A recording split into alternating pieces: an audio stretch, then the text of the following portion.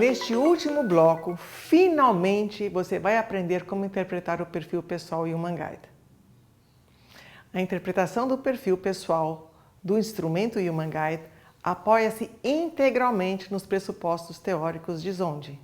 Como se trata de um teste ipsativo, ele só permite aprender as diferenças intrapessoais em relação aos 8 fatores. Ele não permite fazer comparações interpessoais, pois não é possível estabelecer valores normativos como nós já vimos anteriormente. A análise do perfil deve considerar primordialmente a valência e a intensidade da valência dos fatores, uns em relação aos outros. O perfil pessoal é um gráfico constituído de 8 barras coloridas. Cada barra corresponde a um fator pulsional ou necessidade. As cores que representam os fatores nós já apresentamos no módulo específico sobre o significado dos fatores. Do lado direito, aparece uma breve descrição das características que correspondem à expressão fatorial. O campo com contorno mais demarcado corresponde ao fator demandado na atividade profissional exercida pelo respondente. Do lado esquerdo estão os ícones correspondentes à expressão fatorial. As barras podem apontar para a esquerda, que é o campo atípico, ou para a direita, que é o campo típico. Típico ou atípico expressa o comportamento do respondente quando ele busca a satisfação das necessidades correspondentes a cada fator.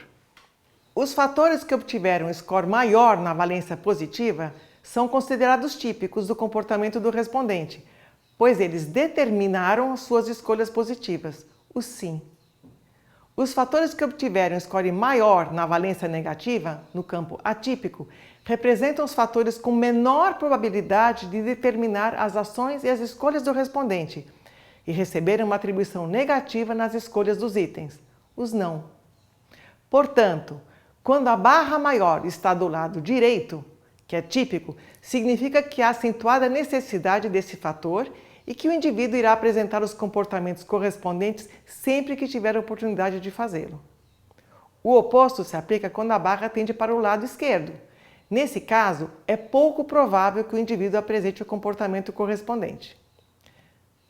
Para interpretar o perfil pessoal, é necessário considerar os fatores predominantes, os típicos, e os menos proeminentes, os não típicos ou atípicos. A intensidade pode variar, e isso deve ser considerado na interpretação. A expressão fatorial típica e atípica pode ser leve, moderada ou intensa. E ela corresponde ao score consolidado, subtraindo o típico do atípico ou vice-versa. Observe os exemplos a seguir. Vou mostrar diferentes exemplos com base em um mesmo perfil. Aqui estamos destacando a faixa de expressão leve do fator, cujo score vai de 2 a 4. Seja ele típico ou atípico, é leve. Neste exemplo, os fatores força e qualidade são típicos, com expressão leve, e tem um score típico igual a 5 e atípico igual a 2. O resultado consolidado é igual a 3. Agora, estamos destacando a faixa de expressão moderada, cujo score varia de 5 a 7, seja ele típico ou atípico. Repare no nosso exemplo que o resultado consolidado desse sujeito não cai nessa faixa. Agora vamos às faixas de expressão intensa dos fatores. Neste exemplo, os fatores estrutura e estabilidade não apresentam nenhum score atípico. O score total é igual a 9 no campo típico. Trata-se, portanto, de um fator determinante das escolhas desse indivíduo. Ele está, muito provavelmente, sob o jugo desse fator. Quando uma barra tiver simultaneamente uma valência positiva e negativa, ou seja, quando estiver tanto no lado típico como no atípico, trata-se de uma ambivalência em relação ao fator correspondente. A expressão ambivalência nada mais é que uma valência dupla. Como o score máximo é 9, a ambivalência pode ser caracterizada por um score igual a 4 em um dos campos e 5 no outro. Para ser considerada uma ambivalência, o score mínimo deve ser 1 de um lado e 2 do outro, e a resultante, mais 1, 0 ou menos 1. A área destacada em azul claro corresponde à amplitude dos scores na ambivalência. Isso significa que o indivíduo está ambivalente a respeito dessa necessidade específica, fazendo com que às vezes expresse essa necessidade e às vezes não. Trata-se de uma característica instável, pois o indivíduo pode apresentar ou não o comportamento correspondente dependendo do contexto da situação. Neste nosso exemplo, temos ambivalência nos fatores sensibilidade, exposição e imaginação. E a expressão fatorial neutra indica que os itens de um determinado fator foram deixados em branco ao responder o teste. Isso é expresso no gráfico por meio de uma barra muito pequena, com score no máximo igual a 1 de cada lado, ou quando o score é 0 e nem aparece na barra. Tal situação é muito rara, mas pode ocorrer. E ela expressa que esse fator não determina as escolhas do indivíduo e tampouco representa um aspecto aversivo para ele. Tal resultado pode ser interpretado como uma grande probabilidade de que o indivíduo não irá empreender esforços no sentido de buscar a satisfação dessa necessidade, mas tampouco evitará situações que o confrontam com esse aspecto. É provável que ele tenha disponibilidade para expressar os comportamentos associados a esse fator, desde que seja solicitado ou sentir que é necessário. Ele lida bem com as situações correspondentes, mas elas não constituem o foco dos seus interesses. O fator neutro pode ser considerado um fator acessório, como um recurso interno adicional, ao qual o indivíduo recorre depois que esgotou todas as possibilidades representadas pelos seus comportamentos habituais, que correspondem aos fatores típicos. Veja quantas possibilidades de relatórios existem. São 9 faixas para cada fator, incluindo o fator nuclear. Cada uma corresponde a um parágrafo do relatório gerado eletronicamente. Faça o cálculo: 8 elevado à 9ª potência. Por isso, não dá para falar em tipologia quando se usa o Human Guide. E esses quadradinhos, o que eles significam? Eles correspondem a ícones para cada expressão fatorial. E eles permitem que possamos comparar vários perfis ao mesmo tempo e também identificar muito rapidamente as principais características do indivíduo. Imagine que você está com muita sede e enche o seu copo de água. O copo cheio de água corresponde ao quadrado totalmente preenchido, pois você está com muita sede da necessidade correspondente. Depois que você deu alguns goles, sua sede diminuiu, mas não acabou. O quadrado pequeno indica que você tem sede dessa necessidade. O copo pela metade corresponde aos 2 quadradinhos, um cheio e um vazio. Pode ser que você beba mais um pouco, mas pode ser que já esteja satisfeito. O copo vazio é representado pelo quadrado branco, com um contorno grosso. Ele mostra que você está satisfeito, que não tem sede dessa necessidade. Mas ele traz a marca do fator esvaziado, por isso o contorno marcante na cor correspondente. E se a pessoa nem percebe que está com sede? Isso corresponde ao fator neutro, que é raro, como eu já disse. O quadrado com contorno bem suave é a representação disso, como se o copo estivesse seco, mas pronto para ser preenchido. E o quadradinho bicolor? Ele indica quais são os 2 fatores mais típicos e representa os fatores nucleares, aqueles que correspondem às características mais marcantes do indivíduo. Caso você tenha interesse em saber mais sobre os fatores nucleares e como eles são determinados, consulte o material Critérios para a definição de fator e cofator na área de download. Agora vamos analisar o perfil sintético com o mesmo exemplo. Lembra daquela tabela com os 4 vetores e os respectivos fatores? Você se lembra que os fatores da metade superior são ativadores do comportamento e conferem características empreendedoras ao indivíduo? E que os fatores da metade inferior são frenadores do comportamento e que eles conferem características reflexivas ao indivíduo? Agora veja e observe o perfil sintético do nosso exemplo. Repare que os fatores típicos estão mais fortes na metade inferior do perfil dessa pessoa. Isso indica que ele não tem características empreendedoras. Ele é uma pessoa mais prudente, que gosta de controlar e busca a segurança do que é previsível. Agora chegou a hora de interpretarmos esse perfil. A primeira coisa a fazer é observar quais são os fatores cujas barras se destacam no campo típico e atípico. Neste caso, os fatores estrutura e estabilidade são os fatores mais típicos, com score bruto igual a 9. Isso significa que essa pessoa atribuiu um sim a todos os itens que correspondem aos fatores estrutura e estabilidade.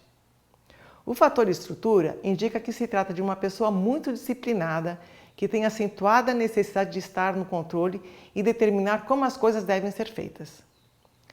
Essa pessoa se sente muito confortável ao lidar com dados e com instrumentos de mensuração e controle. Medir, comparar, avaliar, contar e calcular são verbos que fazem parte do universo dessa pessoa. Usar computador, fazer cálculos e planilhas, estabelecer metas e indicadores são coisas que essa pessoa gosta de fazer. Ao mesmo tempo, ela é uma pessoa de hábitos, que gosta de rotina. Estabilidade, constância e paciência para perseguir objetivos de longo prazo são características acentuadas dessa pessoa. Ela gosta de lidar com o que é tangível e realizar tarefas de natureza cíclica ou cujo resultado é quantificável. Quando integramos esses dois aspectos, observamos tratar-se de uma pessoa muito metódica, cautelosa e com acentuada necessidade de previsibilidade. Ela não gosta de ser pega de surpresa ou sentir que as coisas escapam ao seu controle. Repare que o fator nuclear mostra que o fator estrutura vem contaminado pelo fator estabilidade, que é o seu cofator. Você provavelmente está se perguntando por que o fator estabilidade é o cofator, já que os dois têm o mesmo score. Existem muitos critérios para estabelecer qual será o fator principal e qual será o cofator quando os dois estão empatados. Para saber detalhes, acesse a área de download e leia o texto Critérios para definição de fator e cofator. Observe agora a barra amarela que corresponde ao fator imaginação. Ela tem pouca expressão nesse perfil.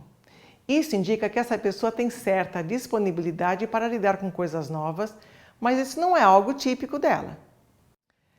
Considerando a acentuação dos fatores estrutura e estabilidade, podemos inferir que essa pessoa gosta de pesquisar a origem das coisas, que é a combinação de estabilidade com imaginação. E que ela se apoia na criatividade para resolver problemas concretos, que seria a combinação de estrutura e imaginação. Agora vamos analisar os fatores força e qualidade. O fator força, que corresponde à barra cinza, indica que essa pessoa tem espírito competitivo e gosta de vencer desafios, e que ela não gosta de ficar numa posição passiva e reativa. Ela gosta de tomar iniciativa e tem determinação para perseguir seus objetivos. O fator qualidade, que corresponde à barra verde, mostra que ela gosta de fazer o que é certo e que tem disponibilidade para ajudar as pessoas. Ela costuma avaliar os riscos e não se esquiva da responsabilidade.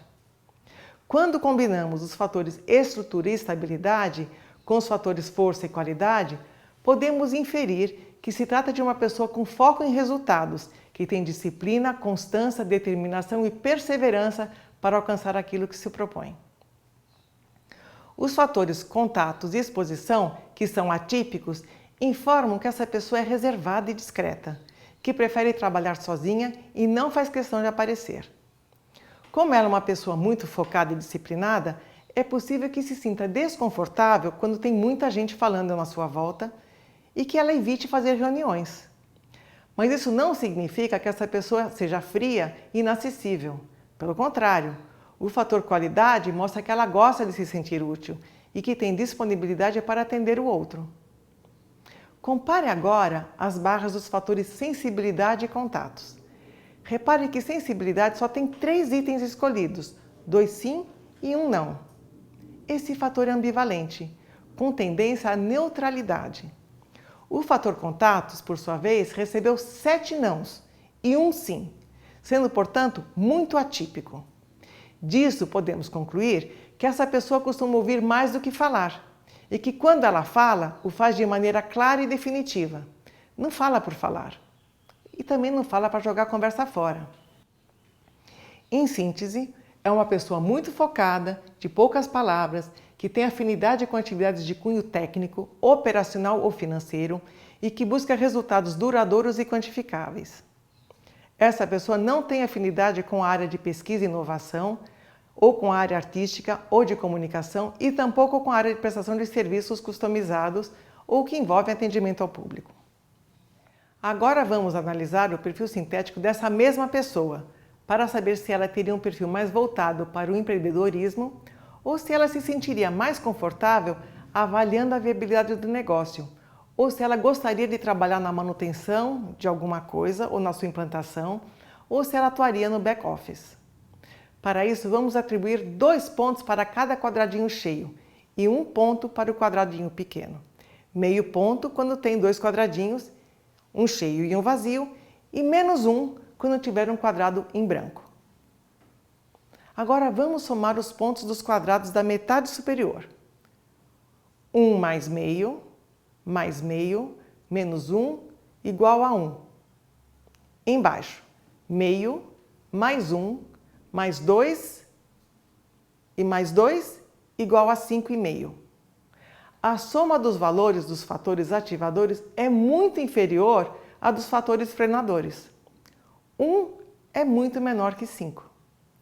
Esse breve cálculo deixou bem claro que essa pessoa não tem características empreendedoras.